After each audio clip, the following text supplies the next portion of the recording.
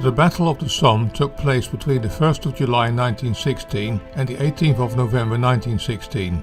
It was one of the major battles of World War I, fought between the armies of the British Empire and French Third Republic against the German Empire, and took place along the banks of the River Somme, east of the town of Albert. This film concentrates on the battles around the 1st of July 1916 and is viewed entirely from a British perspective, with a substantial amount of glorification of the battle results. The army of the British Empire is often referred to as Kitchener's army, or even Kitchener's mob, in view of the fact that it largely comprised of volunteers drafted as the result of an aggressive call to arms campaign set up by Field Marshal Lord Kitchener in August 1914. Kitchener, who originally was a successful British commander of the Egyptian army, had been appointed as Secretary of State for War by Prime Minister Herbert Asquith. His army initially consisted of traditional battalions manned by lower-class soldiers. However, after forming so-called PALS battalions, huge numbers of middle-class recruits joined as well to form groups that were separate from the lower-class battalions. By the summer of 1916, the recruitment had been so successful that the British were able to form no less than 5 armies, comprising of approximately 2 million men. Unlike World War II, there was no role for women in World War I. To avoid a misconception, Lord Kitchener was never directly involved in the Battle of the Somme, simply because he was already dead at that time. Kitchener was on his way to Russia on HMS Hampshire to attend negotiations with Tsar Nicholas II, when on the 5th of June 1916 it was struck by a German mine near the Orkney Islands, Scotland. It sank, taking Kitchener down to a seaman's grave as one of the 737 casualties. Preceding the main attack on the 1st of July, a severe bombardment of the German lines started on the 24th of June, the so-called drumfire or trommelfeuer, which lasted until it peaked at 0 hour on the 1st of July. Kitchener's men could only hope that this bombardment had stunned the enemy into submission. Once the attack started, the British and French soldiers were pushed towards no man's land, into a stream of machine gun fire and under continuous bombardments from both sides of the line. Kitchener's men underwent a fate of mixed success and failure, largely related to the leadership, terrain, the width of no man's land and other local circumstances. The losses on the British side were staggering, with 19,420 men dead and 35,493 wounded in that first day. 2,737 men went missing or became prisoner of war, resulting in a total number of losses of 57,000 men. It was the bloodiest day in British military history. In particular at Serre and at La Boisselle, heavy losses were due to strong German resistance.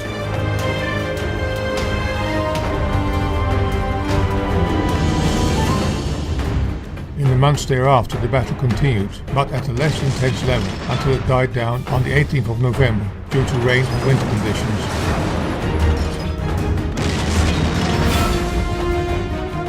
This film starts with splendid shots of battalions preparing for the attack at the end of June, followed by many shots behind the combat lines of men preparing for attacks, resting after the attacks on the 1st of July, wounded men being carried away from the battle scene, being treated for their injuries, and soldiers marching away to regroup for new attacks in the days and weeks ahead.